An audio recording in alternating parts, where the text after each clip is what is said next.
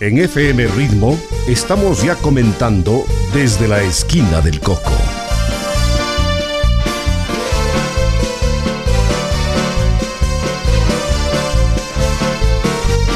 Desde la Esquina del Coco, el pulso de la ciudad que palpita fuerte en los hechos y personajes que han forjado nuestra realidad. Bienvenidos a esta nueva cita en la Esquina del Coco. Viene el Taytaybabura, se ve radiante tu luz. Ibarra, la más querida de las bellezas de mi Ecuador. Cuna de arte, cuna de vida, cálida y linda, tierra de Dios. Siempre orgullosos te cantaremos, Ibarra, leyenda y tradición. Saludos amigos, hoy tenemos el gusto de contar con la presencia del doctor José Albuja Chávez, distinguido médico, catedrático, autor de varias obras que tienen que ver sobre todo con nuestro entorno y nuestra realidad, articulista presente con su opinión autorizada en varios medios de comunicación. El doctor Albuja es presidente de la Sociedad Amigos de Ibarra, institución que se propuso publicar la monografía de Ibarra, cuyo primer volumen se presentó en 1995 con motivo de los 123 años de la reinstalación de nuestra ciudad de Ibarra luego del terremoto de 1868. Actualmente son 8 los volúmenes de la monografía que pereniza la historia de Ibarra desde su fundación hasta nuestros días. Volúmenes en los que se recopilan publicaciones de importantes historiadores, investigadores, maestros y escritores, de manera que la monografía de Ibarra, su primer volumen, es el tema que hoy nos convoca para este programa con la presencia del doctor José Albuja, entendiendo que monografía es una palabra de origen griego y que según su definición es un trabajo escrito, metódico, completo, que trata sobre la descripción especial de una determinada ciencia, tema o asunto en particular. Bienvenido Pepe, gracias por estar en FM Ritmo, gracias por venir a la Esquina del Coco aceptando nuestra invitación. Hablemos de la monografía de Ibarra. Buenas tardes. Muy buenas tardes Silvio, muchas gracias por su cordial invitación. Igualmente a todos quienes nos escuchan y también nos miran por estos canales muy prestigiosos. Estoy a la orden. Bien, el primer tomo, como habíamos mencionado, de la monografía de Ibarra se publicó en el año 1995, ¿sí?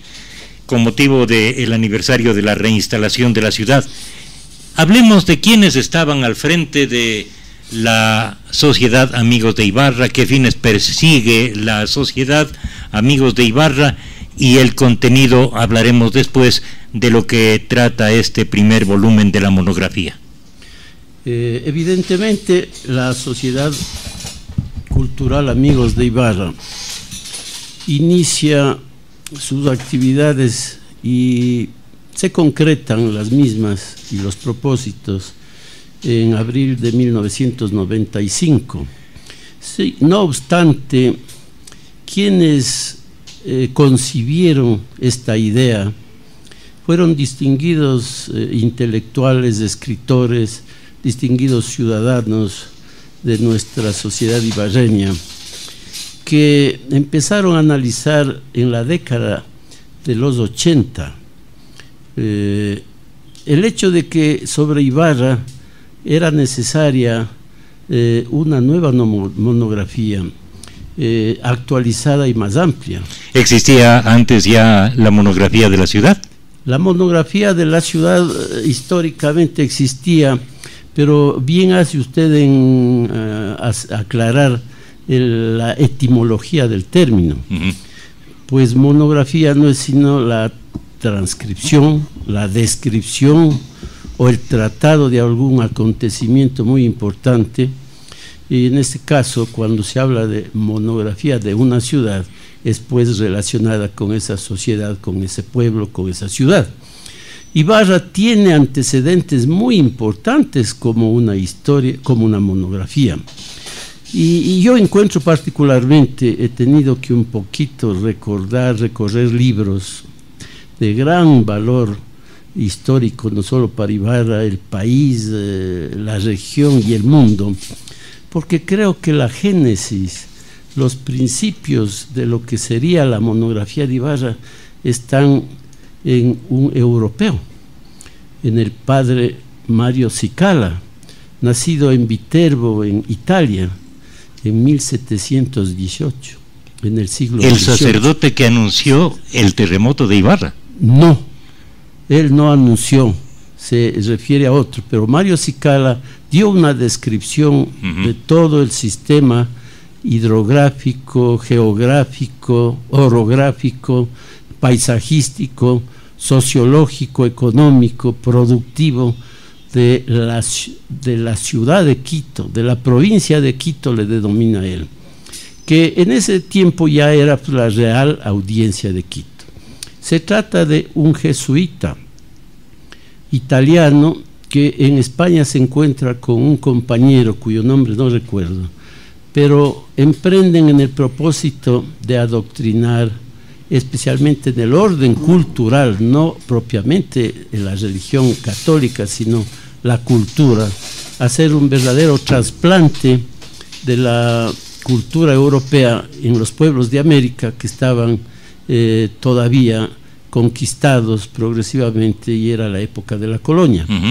Ellos vienen haciendo un viaje a ultramar, parten coincidentemente desde Cádiz como Colón y llegan a Cartagena, luego de algunos meses de viaje en los buques de aquel entonces, solo movidos por el viento, ¿no?, por las velas, ¿no?, los galeones que no tenían combustible. Los galeones y las carabelas. Las carabelas. Sí, así es. Y cuántas en el transcurso de esos años, por el entusiasmo de la conquista y venir a pueblos posiblemente muy ricos, que sí lo eran los nuestros, llegó a Cartagena. Y en Cartagena tomó el río Magdalena, río arriba, hasta la desembocadura del Cauca, un viaje totalmente peligroso, desusado, atrevido, pero llegó a la final por tierra a Popayán, luego a Pasto, y ahí viene el relato que nos interesa. En esos años todavía era la provincia de Quito, con una provincia norteña que era Imbabura. E Imbabura pues abarcaba lo que ahora es en Pichincha, el cantón Cayambe, todo Imbabura, y la provincia del Carchi, que era un cantón, Tulcán. El padre Cicala hace una descripción minuciosa de su viaje, y verdaderamente es la historia de todos los pueblos y la monografía en sí mismo, y hace descripciones muy puntuales de lo que es el Valle de Caranqui, la ciudad de Ibarra, los pueblos como Otavalo, Atuntaqui, la descripción de Cayambe, los templos, cómo era la ciudad, cómo era la distribución de sus calles, la sociedad en sí mismo, cómo estaba compuesta, los planteles educativos, las aspiraciones, los sueños, las frustraciones, lo positivo y lo negativo de las ciudades. Qué interesante documento, ¿no? Ese para mí es el primer documento que habla de la ciudad de Ibarra, tal que fuera un extracto de una monografía de Ibarra. Habrá que leerlo, y algún rato debe sacarse una separata, porque eso es interesantísimo e importante para ponerle y situarle en la historia de Ibarra. ¿En dónde se lo puede encontrar para revisarlo? Lastimosamente yo tuve la suerte de ser el penúltimo que adquirió ese volumen, pues ahora solo existe en la biblioteca Aurelio Espinosa Polis. y somos pocos los que logramos adquirir una edición especial que dejó preparando el padre Poli, y la traducción y la conducción de esa edición hizo el jesuita Miguel Bravo. ¿Por qué traducción, Pepe? Porque estaba hecho en italiano. Ya. Él vino acá, nació en 1718, pero en 1785 me parece que, o 1864 por ahí, Carlos III de España les expulsó a los jesuitas de todo el continente hoy americano, y tuvieron que regresar. Y él es compañero de viaje de Juan de Velasco, ¿no? Y murieron en España, en Italia, ¿no? Y dejó escrito para él el primer volumen de su narración, ¿no? Porque el título es Narración de la provincia histórico-geográfica de la provincia de Quito, y está gran capítulo de la ciudad, de lo que es la ciudad de Ibarra. Es interesante. Entonces esto se puede consultar en la biblioteca Aurelio Espinosa Poli, y me parece que está digitalizado el libro. Sería excelente poder Luego, acceder a través del internet, ¿no? Sí. Luego, en forma breve, tenemos que en 1906 el municipio de Ibarra, para celebrar el tricentenario, entre su programación bastante extensa, pero que a la final no tuvo recursos para todo transformarle en obras o en producción, encargó al presbítero Agustín Herrera, otavaleño creo que de San Pablo, y él hizo una pequeña obra monográfica que hace un recorrido de Imbabura, más se podría llamarle una monografía de Imbabura, pero de un contenido pequeño. Él mismo en su motivación explica que si le hubieran dado un suficiente tiempo hubiera emprendido en un proyecto interesante, pero que por lo menos ponía ciertos puntos de la provincia de Imbabura, algo de Ibarra, y termina su obra más bien refiriéndose a hombres notables, ¿no? Por cantones de nuestra provincia. Esa es la primera publicación oficial que hace el municipio de Ibarra en 1906, cuando celebraba los 300 años de la fundación española. Pero así sea pequeña como usted lo menciona, por las circunstancias, muy interesante. Muy interesante. Claro. ¿Y la monografía del doctor Cristóbal Tobar Subía? Bueno, a continuación viene en 1929 Juan de Dios Navas. Ah, hubo otra antes. Coincide en julio de 1929, le publica su obra que dice Ibarra y sus provincias, se llama ese libro. Es un libro extraordinario, casi 700 páginas tiene ese libro. Y bueno, él abarca desde 1550 más o menos hasta 1932 la historia, la monografía, y es muy minucioso. Desde luego, esto contrastando con historiadores de la época actual, investigadores, ya académicos, profesores de historia, tiene cuestionamientos sobre ciertas precisiones, pero no obstante eso, es uno de los libros más interesantes con que cuenta Ibarra si nos referimos a monografía de Ibarra, pero se llama Ibarra y sus provincias. 1929, padre Juan de Dios Navas. Juan de Dios Navas. En el mismo año se da la publicación de la primera edición de la monografía de Ibarra del doctor Cristóbal Tobar Subía. No podría decirle los datos, no los he encontrado, existen, pero no alcancé a precisarlos, cuál fue primera, pero es en el mismo año, ¿no? La primera edición. Pero qué raro que en el mismo año se escriban dos obras sobre el mismo tema prácticamente, ¿no? Y ya voy a decirle por qué. ¿Por qué? La primera de 1906 fue pedida por el municipio y el comité de fiestas del tricentenario de la Fundación de Ibarra. La de Agustín Herrera. Sí. Pero las monografías de Ibarra en general tenían justamente esa característica de ser universales, pero hechas por un solo autor,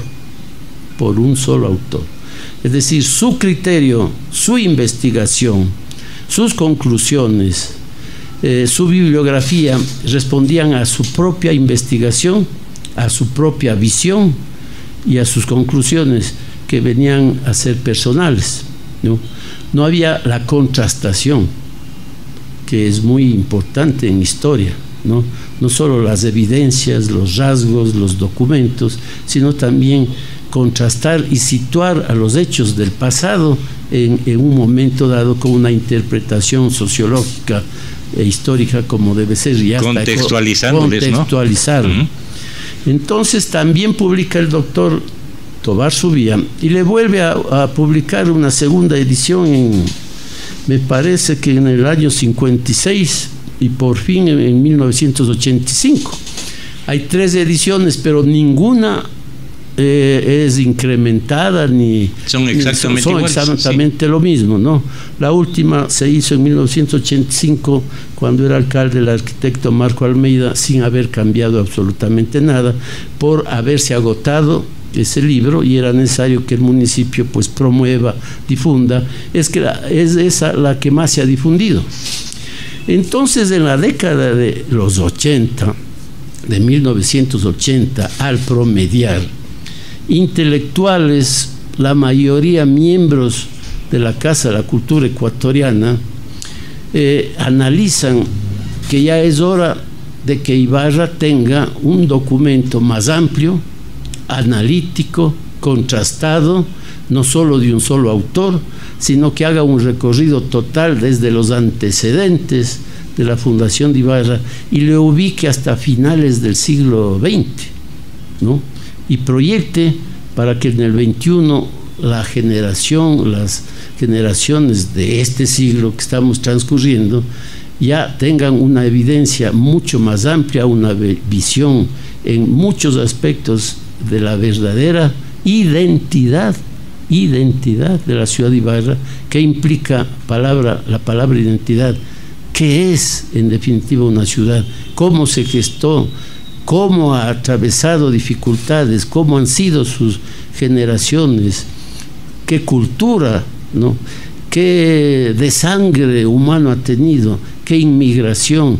¿Qué notables hombres puede haber contribuido a su sociedad y al Ecuador, etcétera, etcétera, etcétera? Y la historia de los hechos importantes, de los hechos es fundamental, ¿no? Entonces nace con este criterio de sacarle del entorno individual y procurar hacerle, con la participación múltiple, ¿no?, de muchos investigadores, historiadores y hombres de cultura que puedan contribuir por capítulos ordenados desde el inicio, desde los pregolémonos, desde los antecedentes de la fundación de Ibarra, por qué se fundió Ibarra, hasta la actualidad prácticamente. Y en ese camino transcurrieron muchos años hasta que en el 2013 se entregó el 8º tomo. En resumen, entonces, son Abelardo Morán Muñoz, su padre, Roberto Morales Almeida, el doctor, si me corrige, tiene usted ahí el doctor Carlos Suárez Ventimilla, ¿no? Viteri Durán. Juan Viteri Durán. Sí. Los 3 son los promotores que empiezan a contagiar al resto de historiadores, intelectuales, poetas, ¿no? Y un hombre que siempre no faltó desde el comienzo es Fausto Yepes Almeida. Pero el primer tomo no alcanza, que lo dirigió su padre, Abelardo Morán Muñoz, no alcanzó a verle, porque falleció antes del 95, ¿no? Así es. Y el tomo se entregó en el año 1995. Entonces, recién en 1997 se consolida la Fundación Sociedad Cultural Amigos de Ibarra, porque se aprueban los estatutos. Entonces el listado se completa ya con todos ellos, y desgraciadamente su padre ya había fallecido.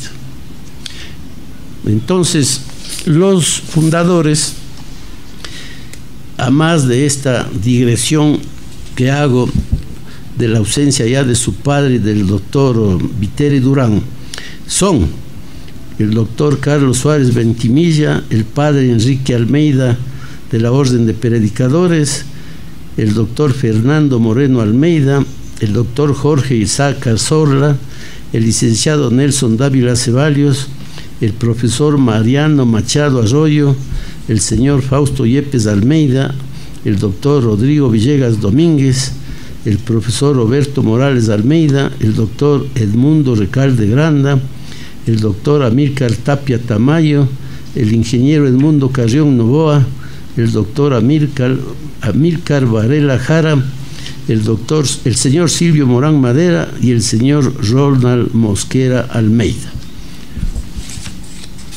Fundadores de la Sociedad Cultural Amigos de Ibarra, la institución promotora de la publicación de esta monografía de Ibarra de la cual estamos tratando, que ya tiene 8 volúmenes. Así es. ¿Cuál es el contenido del primer volumen? Bueno, como ya había relatado, lo que se necesitaba es conocer los antecedentes. ¿Por qué se fundó Ibarra? ¿En dónde se fundó Ibarra? ¿Y cuáles fueron, pues, los antecedentes para su fundación? Sucede que se funda Quito, la tercera fundación de Quito, el 6 de diciembre de 1534, es decir, al promediar el siglo XVI, cuando ya la ciudad de Quito, que deja de ser el bastión inca, ¿no?, empieza pues a poblarse de españoles y descendientes de españoles, y hay una mezcla también pues muy lógica entre españoles y aborígenes, entre hijos de españoles con aborígenes, y empieza una mixtura. El mestizaje. El mestizaje. Y se van informando que el pueblo de Carangui, el que fue el que más opuso resistencia a la conquista indómita de Huayna Cápac, estaba asentado un poco al sur de un generoso y hermoso valle en forma de triángulo, que al sur tenía el monte Imbabura, y a los costados le formaban el triángulo 2 ríos, el Tahuando y el Ajaví, y que era muy generoso en manantiales, en árboles, en agua lógicamente, en clima, en paisaje, y prácticamente aparentaba ser una tierra virgen de producción. Y se empiezan a asentar, porque Quito era una ciudad muy irregular como hoy, ¿no?, en las faldas del Pichincha, sin mucha vocación agrícola en esa circunscripción citadina, y se informan de lo que es el Valle de Carangui, y efectivamente empiezan a desplazarse al norte, y les admiró el Valle de Carangui, y se cuenta que hacia finales del siglo XVI había más o menos ya 200 terratenientes con fincas productoras en este valle, españoles y descendientes de españoles, y que se ayudaban en la mano de obra para su producción agrícola con los aborígenes de la zona. Pero ellos vivían en Carangui. Ellos vivían en Carangui y también en esta planicie. En esta planicie, ¿no? O sea, formaron unas fincas, y ellos son los propiciadores de que ojalá se asiente aquí una ciudad. ¿Por qué? Porque al comenzar a producir también maíz, que es un producto aborigen, también algodón, que también lo producían los aborígenes, ya los españoles no comercializaban la sal, pero introdujeron el frijol, y era una producción exuberante que no no solo que abastecía a sus propias familias y a los moradores de la zona, sino que había necesidad de abastecer a otros pueblos. Entonces Quito era un pueblo de demanda natural, pero nada más. Entonces empieza a hablar la posibilidad de comercializar sus productos, que los españoles ya también le incluyen los tejidos de algodón, y a buscar una fuente de nexo para ver si es que salen a Cartagena con sus productos. Pero hablar de Quito a Cartagena era pues un asunto desmesurado para esos tiempos. Si hoy es tan distante con los medios de transporte que tenemos, ¿cómo sería en esos tiempos? Y a eso se suma la llegada de los religiosos, ¿no? Especialmente quienes estaban los misioneros, ¿no? Que al mismo tiempo les preocupaba ir avanzando en adoctrinar a los pueblos aborígenes. Ya existía la ciudad de Pasto, pero de Quito a Pasto era un jalón muy arriesgado y enorme. Entonces, con los anhelos de los españoles de una ciudad en el Valle de Caranqui, y con la necesidad de tener un punto intermedio entre Quito y Pasto, es que nace la idea de la ciudad de Ibarra. Y se suma un tercer factor, la salida al mar, que viene a ser un triángulo, un trípode de 3 aspiraciones, y la salida al mar. Y antes, mucho antes de la fundación de Ibarra, ya empiezan las incursiones hacia el pailón de San Lorenzo en busca del mar de Balboa. Entonces, estos son los antecedentes de la fundación de la ciudad de Ibarra. Entonces, el primer tomo describe justamente el Valle de Caranqui, los aborígenes, los primeros pobladores, sus ríos, su clima, cómo era el valle en general y cómo se fundó la ciudad de Ibarra. Este tema en global es el que abre el tomo número 1 para los tomos sucesivos. Y vale la pena dar a conocer quiénes son los autores de los artículos que constan en este primer tomo de la monografía de Ibarra, comenzando por el doctor Hugo Larrea Benalcázar, quien escribe una especie de prólogo, pero que lo titula Primeras Palabras. Efectivamente, es Hugo Larrea quien era un querendón de su tierra natal, sin embargo de que estuvo siempre desde su juventud ya al viviendo formarse en Quito, ¿no? De jurisconsulto, viviendo en Quito, un hombre muy luchador, un socialista de avanzada. Fue pues un privilegio para él que le encarguen, ¿no?, este tema de las primeras palabras, ¿no? Y lo hace muy románticamente, muy afectivamente, ¿no? Y desea, ¿no?, desea en sus palabras que Ibarra, además de ser su tierra, de ser encantadora, de clima primaveral, ¿no?, columbre un desarrollo humano sostenido, con justicia. Es lo que anhela pues cualquier ciudadano que quiera su tierra, que haya progreso, trabajo para las generaciones futuras. Más o menos ese es el razonamiento de Hugo Larrea Benalcázar, hijo de Hugo Larrea Andrade, un gran ibarreño también. Entonces, brevemente leamos la lista de las personas que escribieron para la primera monografía, ¿no? Para el primer tomo de la monografía, si me permite, de Ibarra, sí. Tiene el número 1. Ya, entonces corre a cargo está contenido en el primer capítulo las primeras palabras de Hugo Larrea Benalcázar. Roberto Morales Almeida enfoca la olla de Ibarra, un escorzo de su devenir geológico. Entonces, es la parte esta geológica. El profesor Abelardo Morán Muñoz nos habla de la olla de Ibarra en su orografía. El profesor Víctor Alejandro Jaramillo, datos geológicos de la región Imbaya. El mismo autor, topónimos y antropónimos básicos. Entonces empieza ya a escarbarse pues estos antecedentes aborígenes en donde se asienta la nueva ciudad. Primeros pobladores de Imbabura por Cristóbal Tobar Subía, entonces él ya es uno de los colaboradores del primer número. Los Caras, según la moderna arqueología, por el doctor Jorge Salvador Lara. La cultura, también de ancestros ibarreños. Ancestro ibarreño, pero un notable historiador que llegó a ser presidente de la Academia Nacional de Historia. La cultura de las tolas por el doctor Rodrigo Villegas. Los primeros pobladores de Imbabura por el doctor Francisco Moncayo. Atahualpa, digamos, una visión de la personalidad y el perfil por el padre Alfonso Gerves.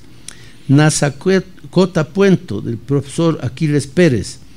Hernán González de Sá, precursor de la Fundación de Ibarra.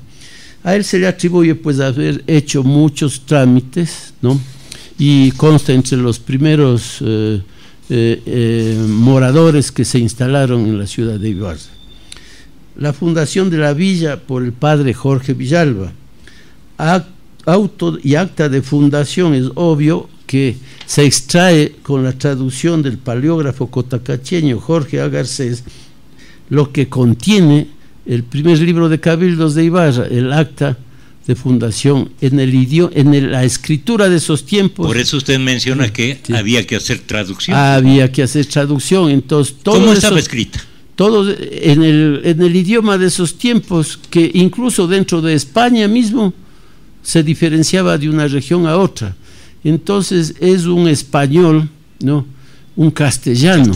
Es un castellano, no un español, sino un castellano muy propio de Castilla, muy diferente de las otras zonas de España. Si usted tiene en sus manos ese documento, tal vez no le puede comprender. No se le comprende, no se le comprende. Entonces Jorge Garcés es el gran paleógrafo que trabajaba en el municipio de Quito, y el municipio de Quito colabora con el municipio de Ibarra, ¿no? Tanto con la traducción cuanto con la publicación del primer libro de cabildos. Y es placentero saber quién es el que hace la introducción de ese libro de cabildos. ¿Quién es? Cuéntenos. El canónigo es un tío suyo, tío abuelo creo. Liborio Madera. Herías Liborio Madera.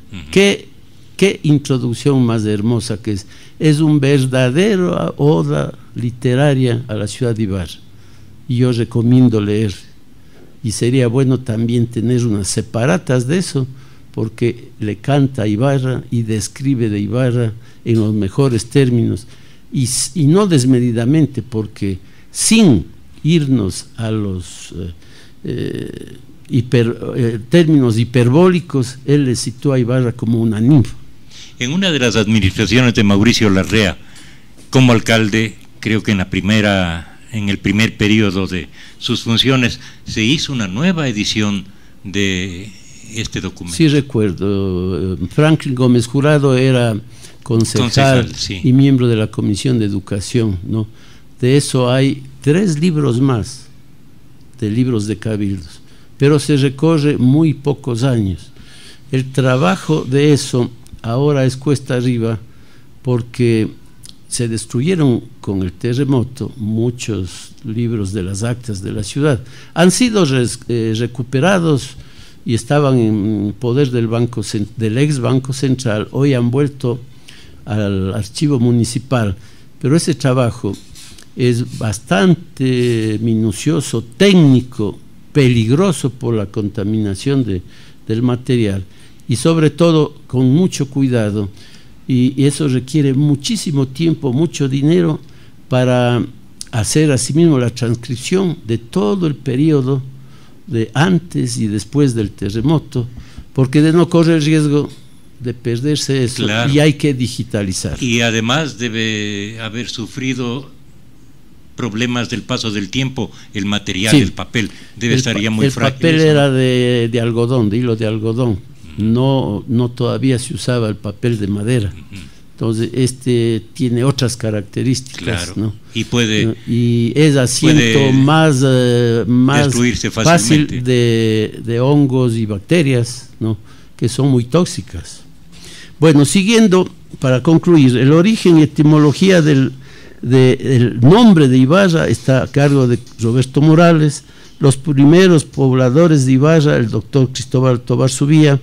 El primer cabildo ibarreño lo aborda Jorge Villalba. Personajes que participaron en la fundación de Ibarra por el profesor Mariano Machado. Apertura ya del mar al mar del sur por Jorge Villalba. Diario de viaje del capitán Cristóbal de Troya, se pone el diario de viaje de él. En los inicios del devenir ibarreño escriben varios autores, y cierra el libro con un gran artículo de autoría del doctor Ricardo Cornejo Rosales Ibarreño, que titula En la ruta de un pueblo. O sea, él esboza el nacimiento de Ibarra y tiene una visión de qué debería ser Ibarra en el futuro. Así concluye el primer tomo. La edición de este primer tomo de la monografía agotada. Completamente agotada, es una rareza bibliográfica y una pena. Todos estos números, estos tomos fueron entregados al municipio de Ibarra. Yo personalmente entregué el tomo número 8 para la alcaldía, para la secretaría y para la biblioteca, y no hay ni siquiera eso, no hay un solo tomo de la monografía de Ibarra en la biblioteca del municipio de Ibarra, y con un agravante, que gran parte del auspicio económico para estas ediciones lo hizo el municipio de Ibarra. Triste y lamentable. Claro, este primer tomo de la monografía de Ibarra, de la Sociedad Cultural Amigos de Ibarra, es auspiciada también en parte por el municipio en la alcaldía del economista Marco Tafur. Sí. Y también cuenta con un auspicio privado de Mutualista Imbabura. Mire cómo se unieron en ese tiempo para poder publicar esto tan interesante, que sería necesario volver a editarlo, ¿no?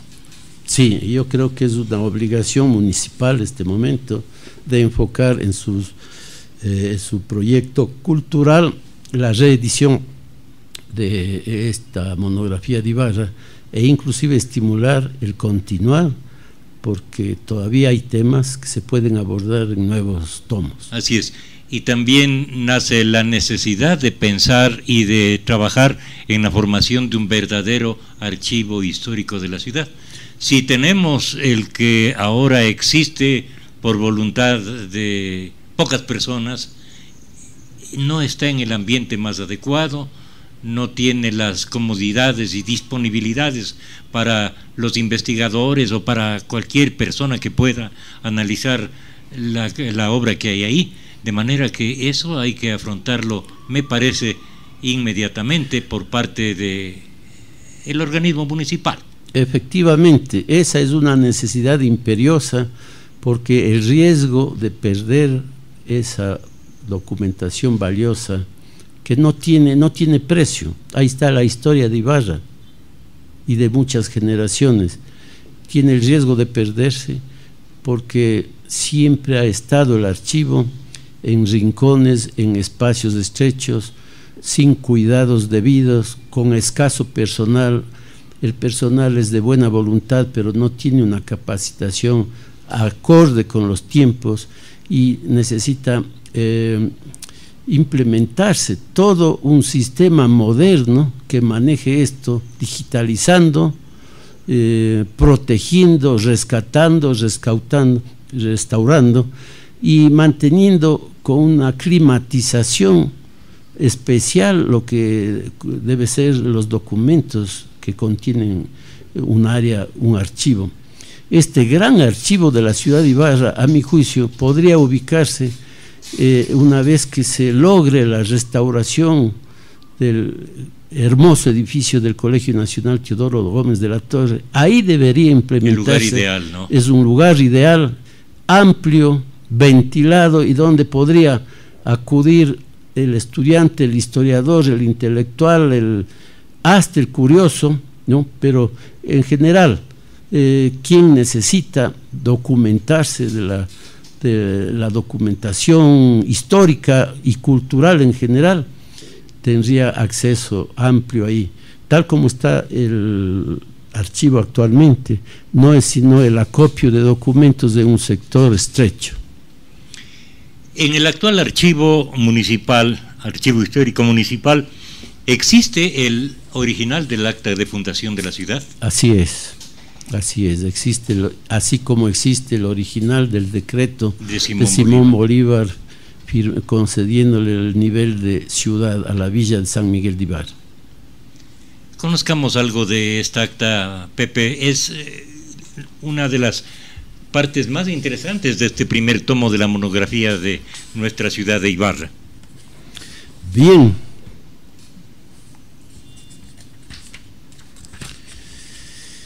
En el primer tomo pues se transcribe el acta de fundación de la villa de San Miguel de Ibarra, que dice en estos términos: en el nombre de Dios Todopoderoso, Padre, Hijo y Espíritu Santo, tres personas y un solo Dios verdadero, en quien debemos creer y adorar, tomando por intercesora a la esclarecida soberana Virgen María, Nuestra Señora, para alcanzar misericordia y merced, tener buen fin y suceso en lo que se pretende, a gloria de Dios y provecho del beneficio público y comunidad.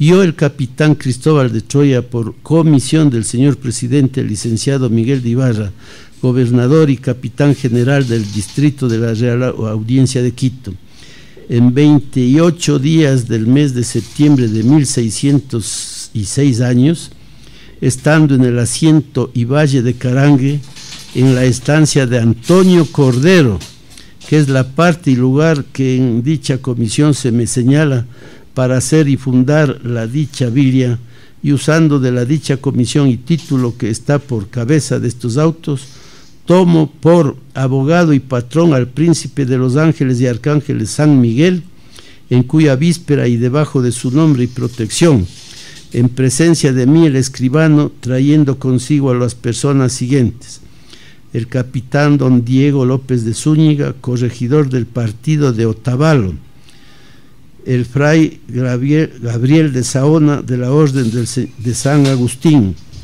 fray Pedro Bedón, vicario provincial de la Orden de Santo Domingo y prior del convento de Nuestra Señora de la Peña de Francia de la ciudad de Quito; y el padre fray Pedro de San Agustín, prior del convento de San Pedro de los Olivos; el padre fray Juan de Arcaya, vicario y convento de frailes de la Recoleta de dicho sitio; el capitán Rodrigo de Miño y Juan Zarzosa, Tomás de Ávila, Juan León Avendaño, y una lista extensa de los primeros pobladores y testigos de la fundación de Ibarra. ¿Cuántos pobladores tendría en ese año? ¿Cuándo se fundó la ciudad? Cuando se fundó la ciudad se dice que hubo 200, pero más los que empezaron a llegar de Otavalo y de Quito, ¿no? Y algunos que se quedaron. Entonces, a partir de 200 moradores más los aborígenes, es posible que nos acerquemos a los 1000 habitantes, con los que arranca la ciudad de Ibarra. Y lo interesante de este tomo también es que existe en él un plano de la ciudad de ese tiempo, ¿no? Efectivamente. Este plano, cuya copia pues es un poco difícil el leer si no ampliamos, ¿no? Lo divide a la ciudad completamente en cuadras, ¿no? En cuadras, y es un perfecto cuadrado, cuadriculado, ¿no? En donde se enumeran fácilmente las manzanas, ¿no? Y en donde se va ubicando al centro de este plano la plaza principal, ¿no? Y en donde se han de ubicar la iglesia, la casa de gobierno, ¿no? Y así iban a ir creciendo las entidades públicas, y alrededor, por prioridades, templos, planteles educativos, la cárcel, el camal, que eran prioritarios para los españoles tener estas estas dos actividades, la cárcel para los que delinquían y el comercio y dispensación de la carne. Entonces se preocupaban por eso, y la fuente de agua. Y en ese tiempo la comarca era rica en agricultura, ¿no? Exuberante, mucha agua, tierra fértil, lo que denominan virgen, no había sido muy maltratada, no siempre renovado con abono orgánico mismo, entonces estaba apta para seguir produciendo. Ibarra sería un granero prácticamente del norte del país. Claro, y lo que usted señala de esa cuadrícula, en donde prácticamente consta ya todo lo que ahora es el centro histórico de la ciudad. Sí, efectivamente. Estaba rodeada Sí. de haciendas. Sí. Efectivamente se concibe de tal manera que hasta hoy dura el centro histórico casi Casi intacto, inclusive la nomenclatura de las calles proporciones, se conserva. ¿sí? Jorge Madera nos dice: la monografía de Ibarra debería masificarse, reeditar todos los tomos en forma digital y poner al alcance de todos. La municipalidad debe formar un fondo editorial.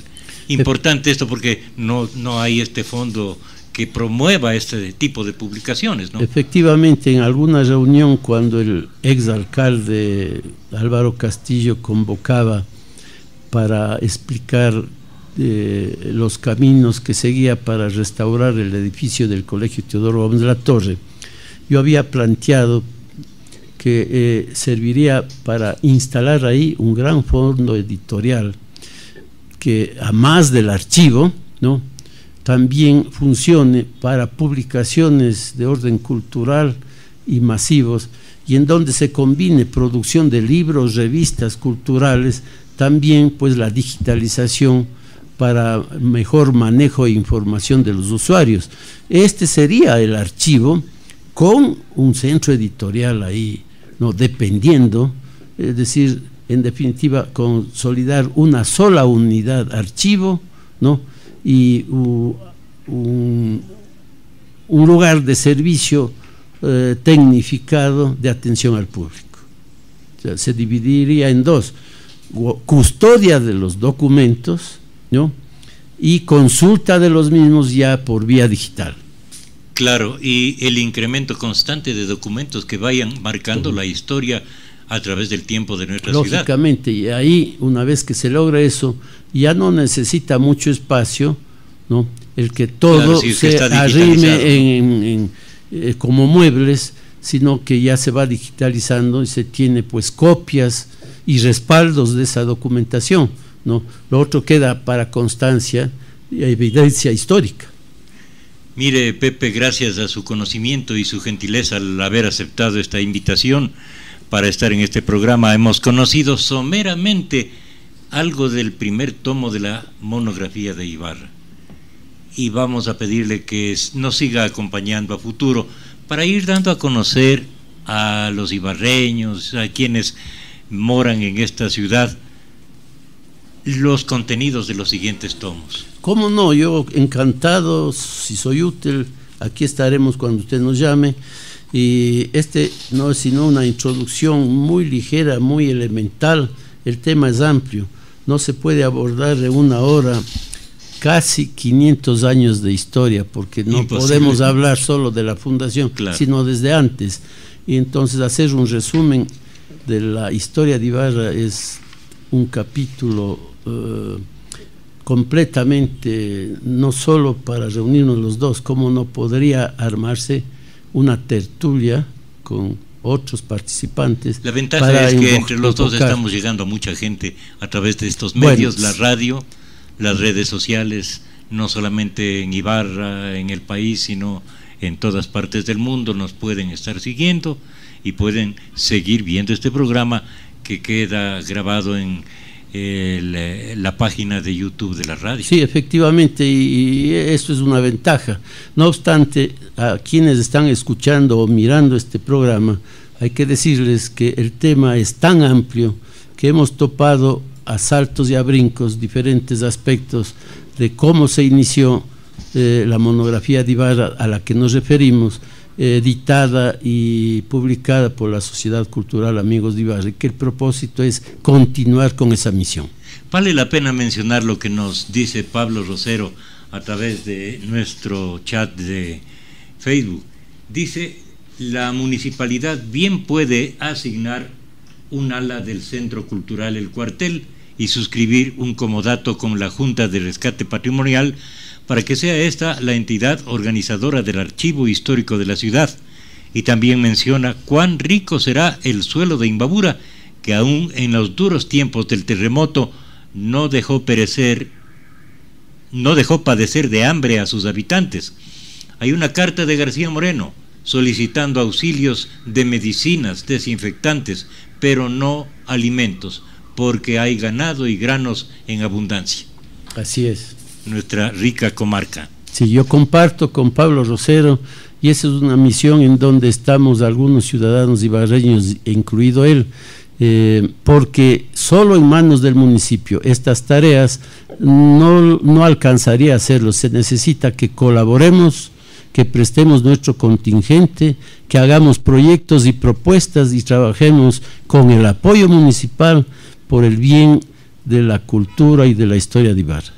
Muchas gracias al doctor José Albuja por haber asistido a este programa y por habernos dado a conocer tantos valiosos datos que contiene la monografía de Ibarra, como usted menciona y como fue el propósito de hoy, el primer tomo, que tiene 310 páginas.